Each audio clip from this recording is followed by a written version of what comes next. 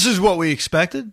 I think we expected everything we got out of Jets Colts yesterday afternoon. Fair to say? One thing I didn't expect was Mekhi Becton getting hurt. Because I tell you, of everything that went down yesterday, okay, the disaster the Jets were, the thing that bothered me the most after this game was that. Yeah. I got to tell you, that was the thing. And all I could think of was, they'll tell me this guy's going to be like out for the year now. You know what I mean? Yeah, no, and that's deeply concerning because Mekhi Becton was literally the only positive so far out of what has been a disaster of a season. Yes. And Mekhi's hurt. He had that shoulder issue he was dealing with during practice, played through it, and then I guess re-injured it. And who knows about Mekhi Becton? And that's deeply concerning. Well, he's not playing Thursday night. I mean, he's not coming back for a quick turnaround and playing Thursday. That's for sure. And you know what it made me think of? It made me think of, and if this guy's listening, he's not listening, but I just want to thank the Brick of Shaw Ferguson because, Joe, the Brick every game, never missed a down. One of the great Jets of all time. I mean, that has got to be, as a left tackle, one of the greatest things you could ask for. Obviously, pass blocking and run blocking helps a little bit too, but he never missed it down. And here's Mekhi Becton. Not to rip him, I'm just more admiring the Brick, if anything. He's going to miss action. But you know what? You know what actually ticked me off the most? This is going to be bizarre to say, but I want to be honest. This is what caused me to drop the loudest F-bomb during this game. You ready? Go. 17-7, second half. It's still a game. Yeah, so somewhat reasonably a game. And Ryan Griffin. Oh, my God. Oh, yeah. Ryan Griffin. Wide open, nobody around him. Drops an easy first down catch. Easy. And I don't know why. Maybe it's because this brilliant general manager couldn't wait to give him a contract extension, which he did last year. I don't know if it's because Ryan Griffin still has 0 catches this year. I don't know if I was just letting out my overall frustration for the ineptitude of this offense. I'm not sure. But 3rd and 3, dropping a first down, first drive of the second half. It's still somewhat a football game. Yeah. And then, spoiler alert, the Colts basically marched down the field. They got great field position, and they converted on that 4th and goal from the 1, and now the game is over. But that, for whatever reason, I don't know, caused the loudest of my F-bombs in watching the Jet game yesterday. That was pretty, I don't know if that was the loudest. No, I know. Probably the pick in the end zone, because to me, that was it. I mean, as bad as the 2 pick sixes were, okay? Yeah. To me, that was the worst of all of them because they still had a chance. They drive in. This is what makes you crazy with the Jets, too, and with Darnold specifically. All right? He has this brutal game where he throws 2 pick sixes. He throws a killer interception in the end zone when they're driving. And then you see the touchdown drive where he looks like Patrick Mahomes. He's getting away from the pressure. The guys are missing him. He's dodging this hit. He's dodging that. He runs for a big first down on 3rd down. And then that touchdown to Berrios where I don't know how many guys missed him. I don't know how he can get sacked on a play. And he turns it into a touchdown.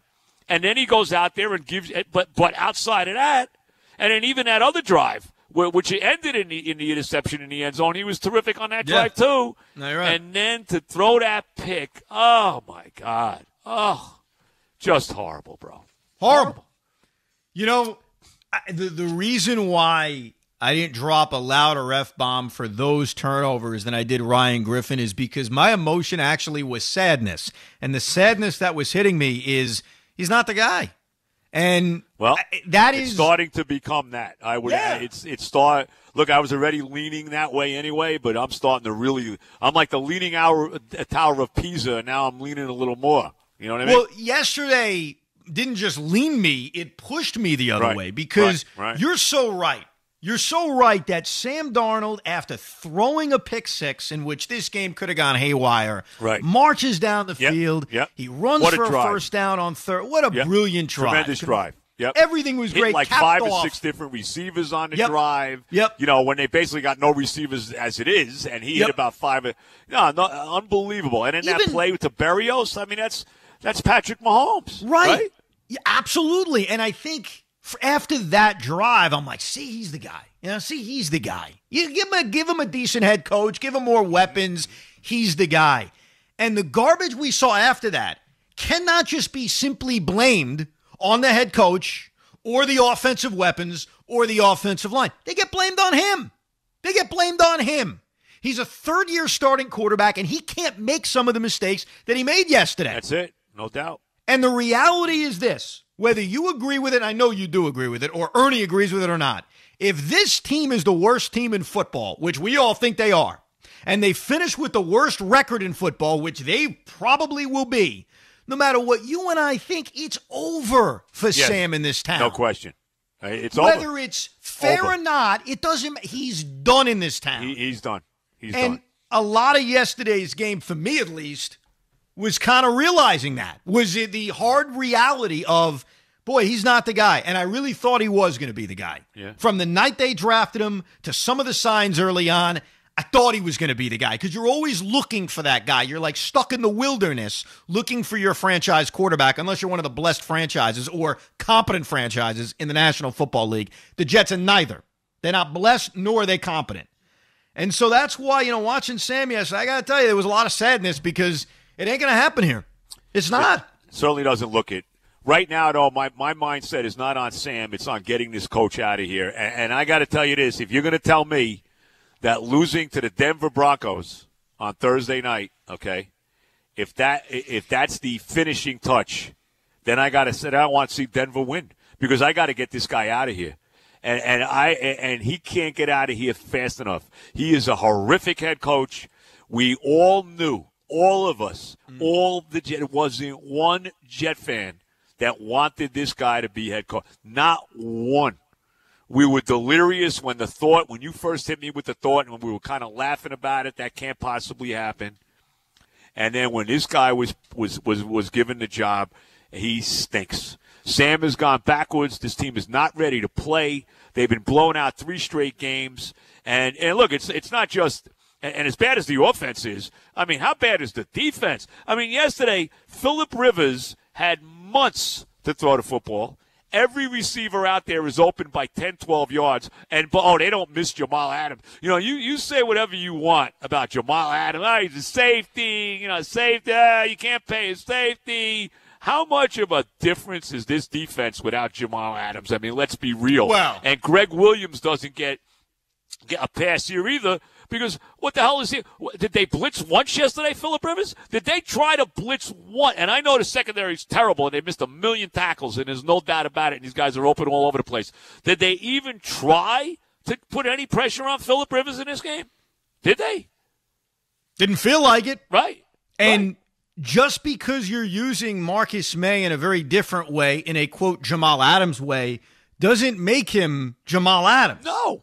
In honor of the debate season we have, you and I knew Jamal Adams. We like Jamal Adams. Right. You, Marcus May, are no Jamal Adams. No, you're not. And you're right about Greg Williams because the one saving grace a year ago when somehow they managed to win 7 games certainly wasn't the offense. Even when Sam was healthy, the offense overall wasn't very good. No. Even when Sam played, they ranked in the bottom half of the league, bottom 5 in the league in every category. It was because of Greg Williams' defense. Well, this year, Greg Williams has failed. The defense has failed. They missed 14 tackles in yesterday's game. Yeah, it's terrible. Of course.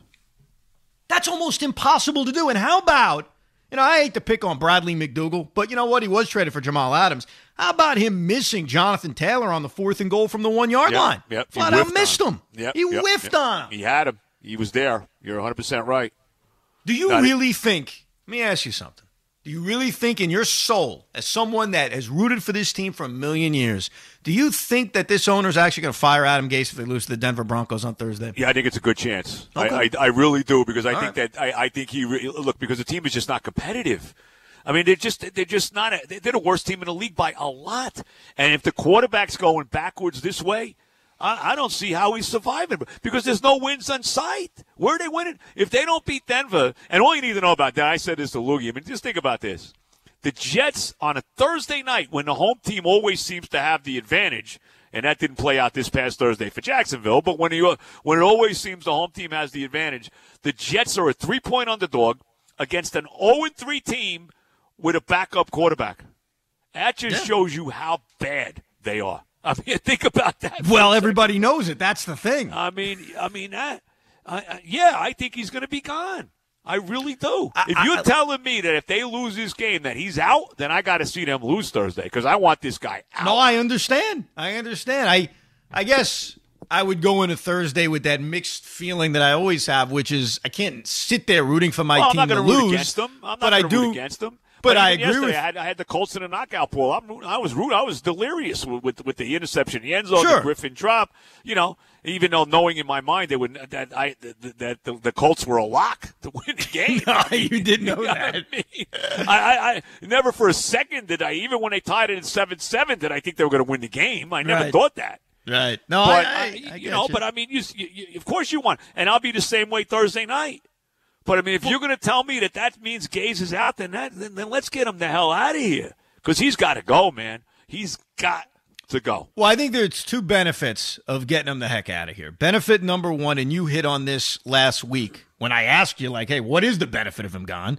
One is he's gone. You don't have to worry about exactly right. A late run turning Christopher or Woody Johnson into a believer again. Right. I think the second thing is if they promote Jim Bob Cooter, and the only reason I bring him up is because he's the running back coach and he's a former offensive coordinator for the Lions for a bunch of years. So he just makes sense. Dowell Loggins can't stick around. He's an Adam Gase guy. Get him out too. That maybe with a Jim Bob Cooter offense, maybe we can see something from Sam, but I doubt it, to be honest with you. Well, it would help too if these guys could play. I mean, it would help if Le'Veon is on the field and Crowder's on the field, and dare I say, Denzel Mims makes a freaking appearance on the field. I mean, it might help a little bit. I mean, that's because, in fairness to Sam, as bad as he was, I mean, who's he? This guy Cager, who's he throwing the football to, bro? Well, that's what makes this whole thing frustrating and impossible to evaluate. That's the part of me that sticks loyal to the idea Sam could be the guy. But then you watch him, and there are plays in front of your eyes that kind of smack you and say, is he the guy? This is his third freaking year in the National Football League. You can't be making some of the mistakes he's been making. You absolutely cannot. So all of those things can be true. He doesn't have any weapons. Everybody's hurt. The offensive line is not very good, and God knows what it's going to look like if Mekhi Becton isn't healthy. Well, he also playing left tackle. Not only was he not playing, but you had Fant out of the game too. Right. He didn't play. George Fant. No, I agree. I understand. I don't know because I don't trust the owner. The owner, for whatever reason, sees hearts when he looks at Adam Gase. He sees brilliance when he looks at Adam Gase. So while I heard the Chris Mortensen report on Sunday morning, too, about, hey, he may be on the hot seat, I guess I'll believe it when I see it. Because Christopher's always talked so glowingly about the offensive genius that is Adam Gase. But should he be on the hot seat? Of course he should. Oh, God. Of course he should. Please. And Matt Patricia took a nice jump yesterday to get ahead of Gase. Yes, Gase is now 32. You're right. Gase is now undoubtedly the worst coach in the NFL. Yeah. It's not even close. My and the argument Jets are undoubtedly the worst team in the NFL. Yes. Yeah, I don't think there's any question. They are clearly by a mile and a half the worst team in the National Football League. Great. What an honor that we all have. Unbelievable.